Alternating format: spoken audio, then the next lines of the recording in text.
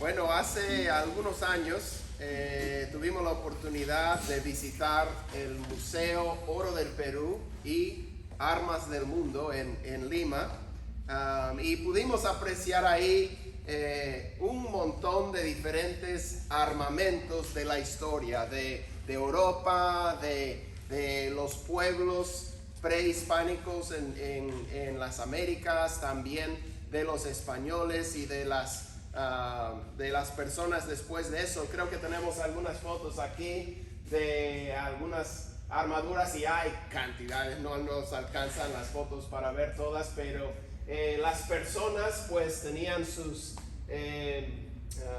armaduras, las personas que cuidaban de los demás. Entonces en diferentes territorios había plantaciones o había diferentes cosas y muchos servían a un solo, vamos a decir, dueño, patrón, y pues él como caballero armado defendía a las personas allí, ¿no? Y la verdad es que cuando una persona llevaba una armadura completa, como hemos visto ahí en la foto, uno le puede querer golpear, apedrear, apuñalar, lo que quieres, pero es muy difícil porque está completamente armado y uno tiene que tener mucho cuidado porque lo que él le haga a uno sí da resultado, ¿verdad? Pero lo que uno le quiere hacer es muy difícil, ¿verdad? En esos tiempos con los armamentos que tenían, las armas que tenían, era muy difícil contra una persona completamente armada. Una persona parcialmente armada es mucho más fácil, ¿verdad? Porque el enemigo siempre va a estudiar su oponente, siempre va a analizar y va a ver los puntos débiles de la armadura, va a ver las vulnerabilidades y ahí es donde va a atacar. Y de ahí la importancia, ¿verdad?, de ellos de estar completamente armado. Había uno ahí que yo decía, no sé, donde yo estoy ahí parado al costado, digo, ni sé cómo la persona veía, ¿no?, que está tan cubierto, pero es muy importante. Y hay un pasaje en particular en el Nuevo Testamento de la Biblia que habla de una batalla no física, sino espiritual, y de cómo uno puede estar protegido completamente en esa lucha. Y es muy importante que miremos con cuidado ese pasaje porque cuando hablamos de la guerra espiritual hay muchos errores y extremosidades en los que podemos caer si no miramos el pasaje con cuidado y en su contexto. Y porque si solamente agarramos el pasaje en sí, esta porción, y lo sacamos de su contexto y solamente le empezamos a atribuir el significado que nos parece a nosotros, que sería tal vez lógico para nosotros, vamos a posiblemente caer en muchos errores, excesos o distracciones. Entonces hoy queremos mirar la realidad de la guerra espiritual en la que vivimos y queremos descubrir la naturaleza de esa guerra espiritual. Vamos a estar en Efesios 6, versículos 10 a 13 principalmente, Efesios 6 del 10 al 13, pero vamos a leer para empezar en un momento hasta el versículo 17. Hoy vamos a ver y queremos reconocer cuál es nuestra lucha real, cuál es nuestra esperanza en esa lucha y por último cuál es la armadura que nosotros tenemos. En Efesios 6 del 10 al 17 dice lo siguiente: por lo demás, fortalezcanse en el Señor y en el poder de su fuerza. Revístanse con toda la armadura de Dios, para que puedan estar firmes contra las insidias del diablo. Porque nuestra lucha no es contra sangre y carne, sino contra principados, contra potestades, contra los poderes de este mundo de tinieblas, contra las fuerzas espirituales de maldad en las regiones celestes. Por tanto, tomen toda la armadura de Dios para que puedan resistir en el día malo. Y habiéndolo hecho todo, estar firmes. Estén pues firmes, ceñida su cintura con la verdad, revestidos con la coraza de la justicia y calzados los pies con la preparación para anunciar el evangelio de la paz. Sobre todo, tomen el escudo de la fe, con el que podrán apagar todos los dardos encendidos del maligno. Tomen también el casco de la salvación y la espada del Espíritu, que es la palabra de Dios. Señor, guíanos en estos momentos. Guía mis pensamientos y mis palabras. Señor, que sean tus palabras las que recuerden las personas y no las mías. Gracias, Señor, por tu bondad. En el nombre de Jesús. Amén. Bueno, Éfeso se encontraba en Asia, una provincia, no la Asia que conocemos nosotros, el continente, pero Asia, una provincia del Imperio Romano. Y ellos estarían muy familiarizados, como todos en el Imperio Romano, con la armadura de un soldado romano. Esa es la armadura que Pablo describe aquí. Es la armadura de un soldado romano, pero él le está dando su significado espiritual en la guerra espiritual en la que estamos nosotros los creyentes y realmente todas las personas. También en Éfeso, como vemos en Hechos 19, ellos estaban muy dados a las artes ocultas, la magia y cosas así. Entonces el mundo espiritual era algo muy presente para ellos, algo que ellos conocían muy bien. Ellos conocían el poder de lo oculto, o sea, el poder de las tinieblas. Entonces, de repente, cuando ya se han convertido a Cristo, es algo que tal vez les preocupaba, es algo que, bueno, podrían surgir diferentes desafíos en la vida de un cristiano cuando conoce bastante el poder que hay. A veces uno querrá acudir tal vez a un poder para conseguir lo que quiere, o tal vez uno se sentirá atemorizado por lo que una persona practicando esas artes ocultas pueda hacerle a uno, etcétera, ¿no? Y muchas otras cosas. Pero Pablo va a tocar ese tema aquí al final de su carta. Pero tenemos que ver lo que Pablo está diciendo en esta carta. Porque Pablo habla desde el principio de la carta de la victoria de Cristo y la exaltación de Cristo muy por encima de todas las potestades, todos los principados, todos los poderes de este mundo. Cristo está por encima. En Colosenses Pablo nos dice que Él los creó. Y aquí en Éfeso nos dice que Él ha sido enaltecido, exaltado después de su resurrección, muy por encima de todos ellos.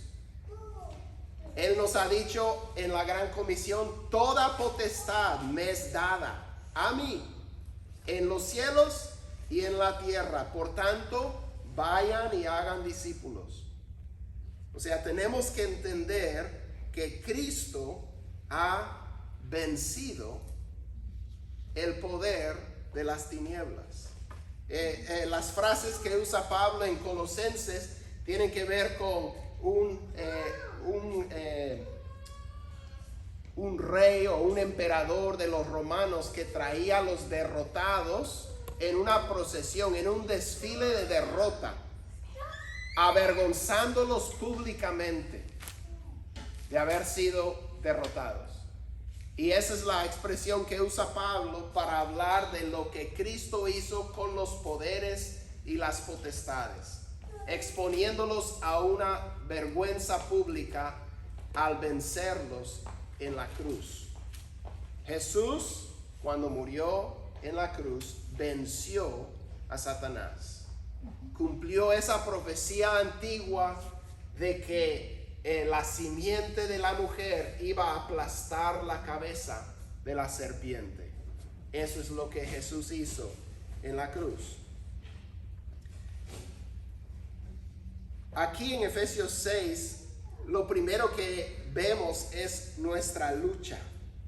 Y tú debes reconocer cuál es tu lucha, cuál es tu batalla, cuál es la guerra en la que estás. En el versículo 12 dice, porque nuestra lucha no es contra sangre y carne, sino contra principados, contra potestades, contra los poderes de este mundo de tinieblas, contra las fuerzas espirituales de maldad en las regiones celestes. Yo sé que sientes que tu lucha es con las personas que te sacan de quicio. Sé que sientes que tu lucha es con ese vecino. Sé que sientes que tu lucha es con tus familiares que simplemente no pueden hacer lo que les toca hacer. Que tus luchas son económicas. Que tus luchas tienen que ver con un montón de cosas.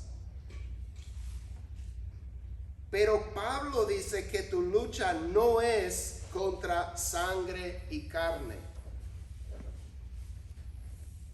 Que tu lucha es contra principados y potestades.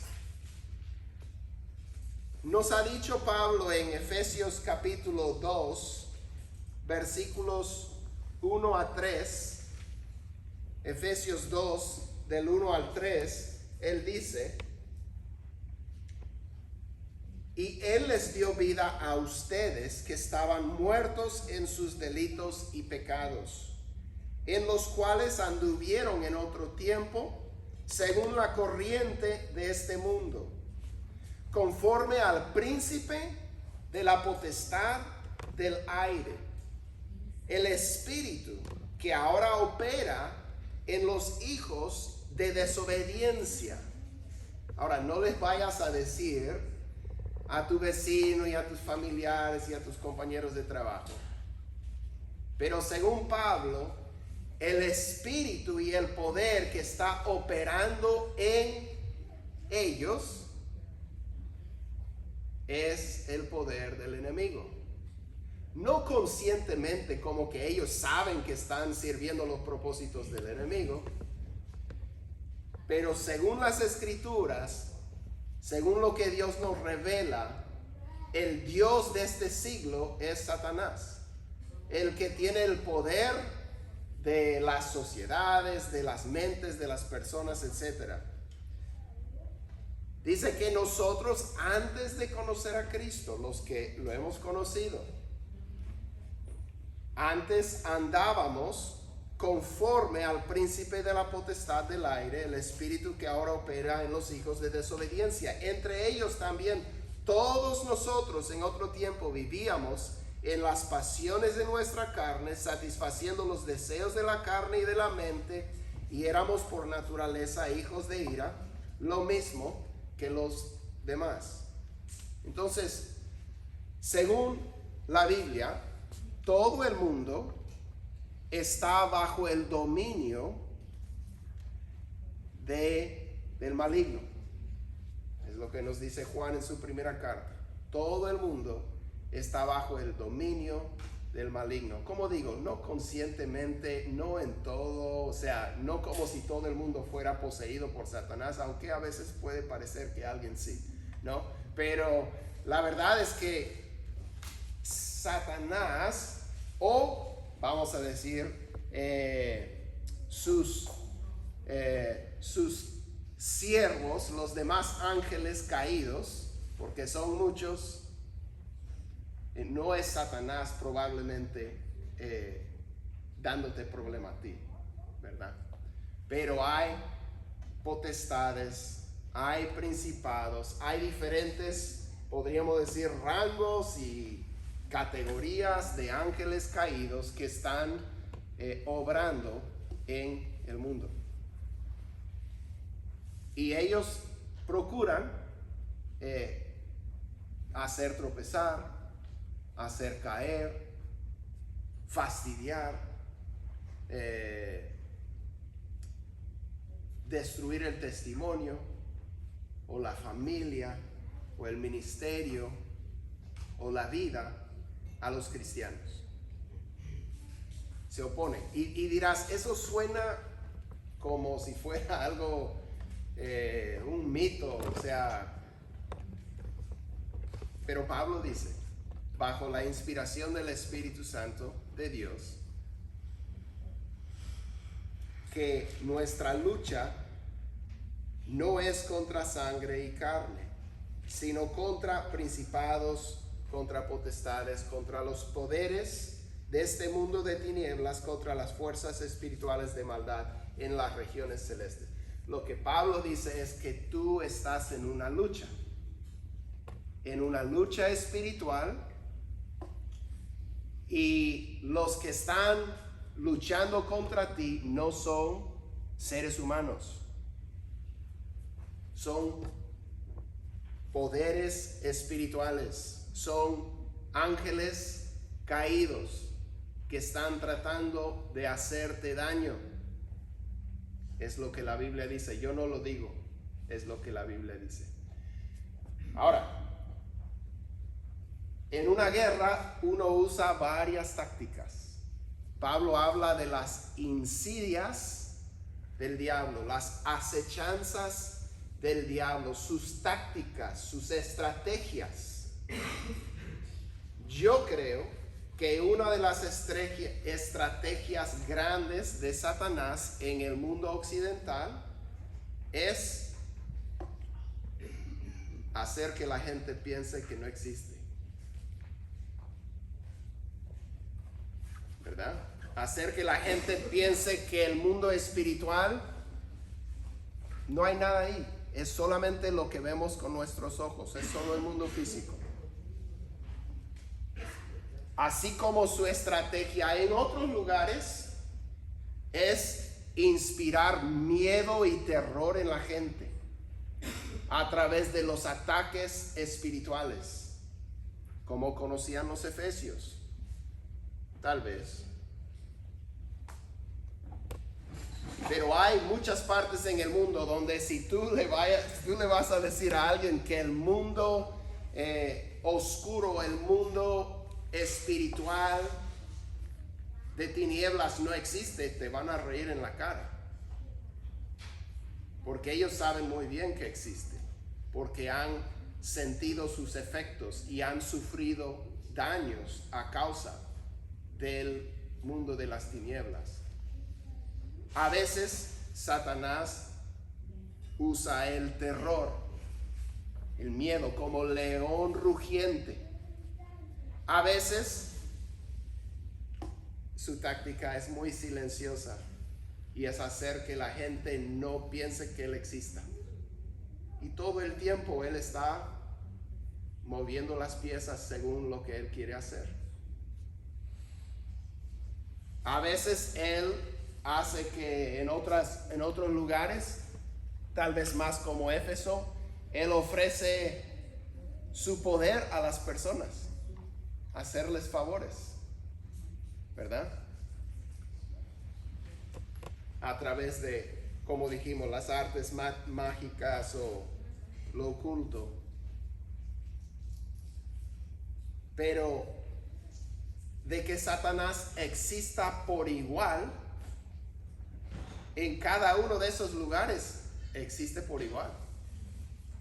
Y él está en control de las cosas más de lo que nosotros nos damos cuenta. Para ver, por ejemplo, una de sus tácticas en esta guerra, vamos a 2 Corintios capítulo 11 y vamos a leer los versículos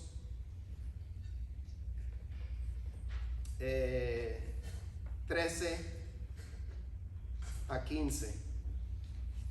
2 Corintios 11 del 13 al 15 dice: porque los tales, está hablando de falsos maestros religiosos que dicen que están sirviendo a Dios, pero no es así.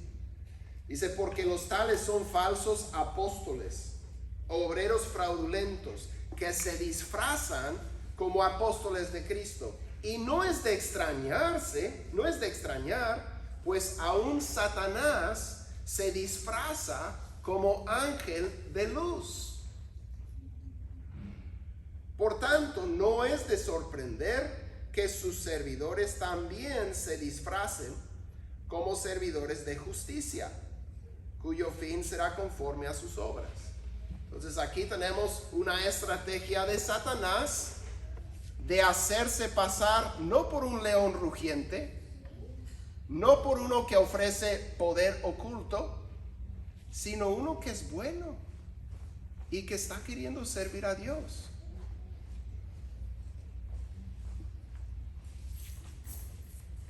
Sin importar su táctica, Satanás es real y la guerra espiritual que describió Jesús en muchas ocasiones es real.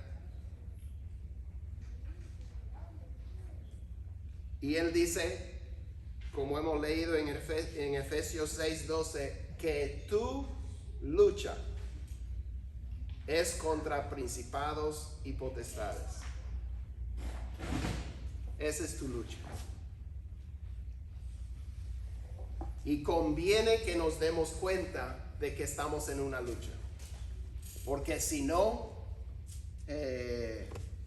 somos mucho más fáciles de manipular para el enemigo. Si nosotros creemos la mentira de que lo único que hay es el mundo que podemos ver, de que no estamos en una guerra espiritual. Ahora, vamos a ver ahora cuál es nuestra armadura en esta batalla.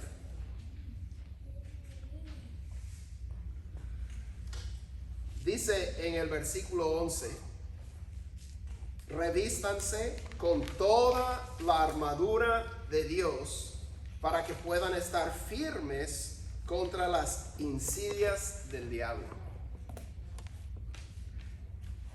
Pablo nos dice que Dios nos ha dado todo lo que necesitamos para poder estar protegidos y poder estar firmes en esta guerra espiritual. O sea, podemos estar así de armados, donde no importan si vengan a nosotros con piedras, con lanza, con espada, con cuchillo, no importa, estamos protegidos. Y él habla de una armadura completa, una armadura plena. Quiere decir que no hay puntos débiles. Estamos completamente protegidos del poder del enemigo. Dice que nos revistamos con toda esta armadura. Y luego en el versículo 13 dice: por tanto, tomen toda la armadura de Dios para que puedan resistir en el día malo, habiéndolo hecho todo, estar firmes. ¿Cuál sería el día malo? Porque Pablo ya ha dicho en esta carta que los días son malos. Pero él habla del día malo. Eso debería de ser un momento de ataque intenso de parte del enemigo a nuestra persona o lo que sea. Y él dice que podemos resistir en el día malo. Podría ser una tentación donde él, conociendo nuestro punto débil personal, el pecado al que somos más vulnerables, él nos presenta la tentación. Eso sería un día malo, ¿verdad? O podría ser otro tipo de ataque. Pero Pablo dice que si tomamos la armadura de Dios Y la idea que él menciona de tomar esta armadura es que lo tomas una vez por todas y continuamente vas a estar revestido de eso. No es solamente que cierto día o en el momento que llegue el día malo lo vas a hacer. No, es hazlo ya. Revístate de la armadura de Dios desde ya. Ya estás en una batalla. Revístate y mantente así protegido de ahora en adelante para que puedas estar firme y puedas resistir en el día malo. Sin importar cuál sea la insidia o la acechanza del enemigo, vas a estar protegido y vas a poder estar firme, vas a poder resistir, porque Dios te ha provisto de armadura. Y hemos leído la armadura, ¿verdad? Que menciona, tiene la cintura, la coraza, el calzado, el escudo, el casco y la espada, completamente protegido, como un soldado romano, pero mejor armado que un soldado romano, porque estamos protegidos contra los ataques mucho más fuertes, ¿verdad? Nuestro oponente no es ser humano, entonces es muy importante. Ahora, ¿cuál es nuestra esperanza en esta lucha? ¿Cuál es nuestra esperanza? ¿O cuál es nuestra fortaleza? En el versículo 10, Pablo nos dice, como introducción a toda esta porción, él dice, por lo demás, fortalezcanse para el Señor. No es lo que dice, ¿verdad? A veces pensamos, tengo que ser fuerte para el Señor, para obedecerle, para hacer lo que me manda, para que el enemigo no me ataque. Tengo que ser fuerte. No, dice, tienes que fortalecerte en el Señor. La fuerza no es tuya. La fuerza es la fuerza del Señor. Tú tienes que ser fortalecido por el Señor. Tú no puedes contra estos enemigos que están contra ti en esta lucha. Tú no tienes más poder que las potestades y los principados que gobiernan este mundo. Pero Dios sí. Dice, fortalezcanse en el Señor y en el poder de su fuerza. Aquí él usa expresiones que ya ha usado en esta carta, porque él oró en el primer capítulo por los efesios. Vamos a leer los versículos del 18 hasta el 22. Efesios 1, del 18 al 22. Pablo comparte con los efesios cuál es su oración, y es de esperar también su propósito al escribirles esta carta, porque esto es lo que le pide al Señor por ellos. Dice, mi oración, Efesios 1, 18 al 22, mi oración es que los ojos de su corazón les sean iluminados, para que sepan cuál es la esperanza de su llamamiento, cuáles son las riquezas de la gloria de su herencia en los santos, y cuál es, y aquí está la clave, cuál es la extraordinaria grandeza de su poder para con nosotros los que creemos, conforme a la eficacia de la fuerza de su poder. Aquí está usando los mismos términos que usa cuando habla de que nos fortalezcamos en el poder de su fuerza. ¿Cuál es el poder de la fuerza de Dios? Esto es lo que Pablo quiere que entendamos. ¿Cuál es la extraordinaria grandeza del poder de Dios que está obrando en nosotros? ¿Cuál es? Bueno, es conforme a la eficacia de la fuerza de su poder. Ese poder obró en Cristo cuando lo resucitó de entre los muertos.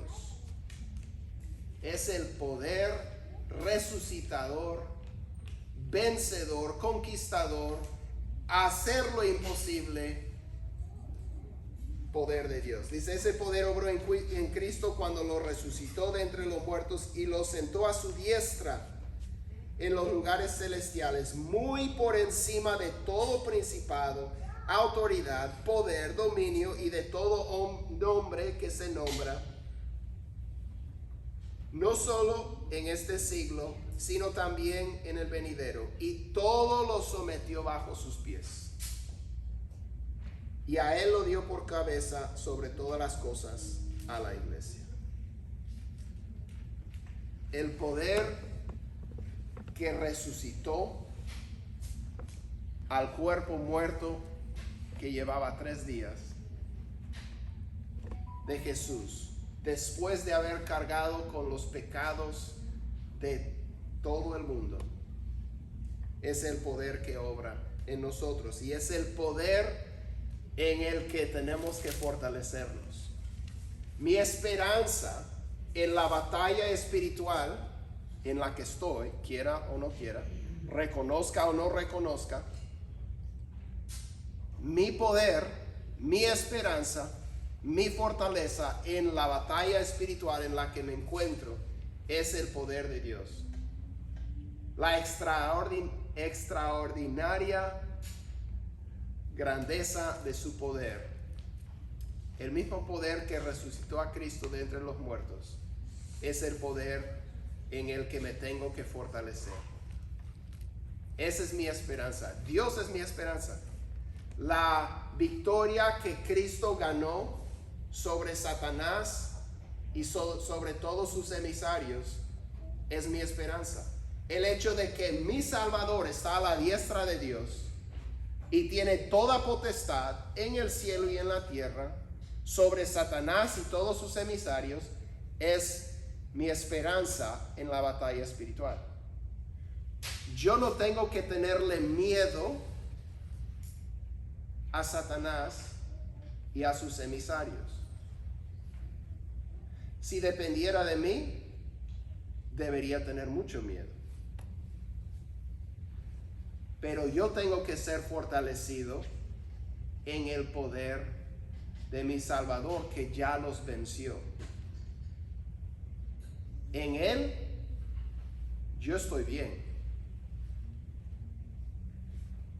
Juan nos dice al final de su primera carta que a los que somos hijos de Dios, el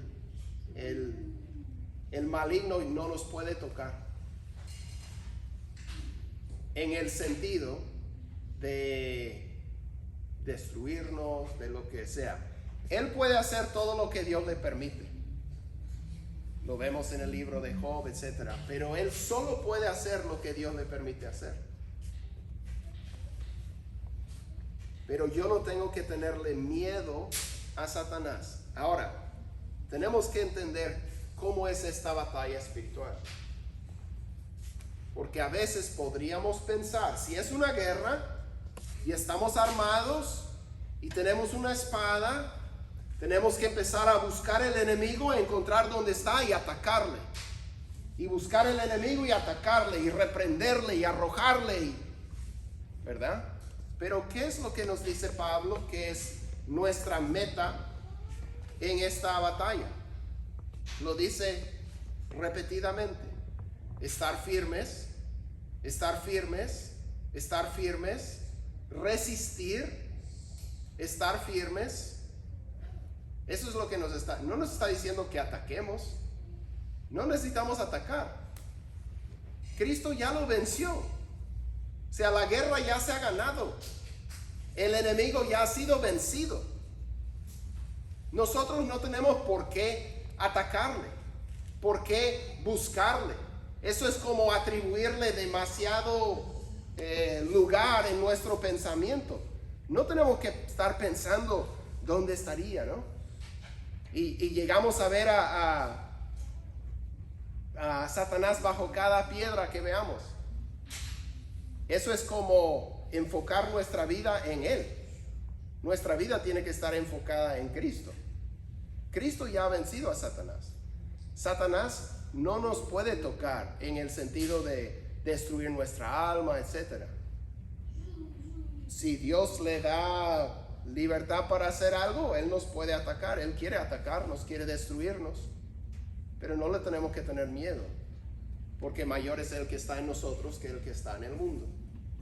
Entonces, la idea no es en la guerra espiritual, según Efesios 6 en su contexto, y este es el pasaje que más habla de la guerra espiritual del cristiano.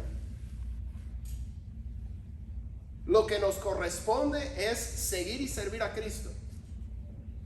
Y cuando somos atacados, poder estar firmes y resistir. Pero la vida del cristiano no es ir buscando dónde está el enemigo y cómo atacarle, no. La vida del cristiano es seguir a Cristo, servir a Cristo, proclamar el evangelio, hacer lo que Cristo nos llama a hacer, enfocar nuestra atención, nuestro corazón, nuestro tiempo en Cristo y su servicio.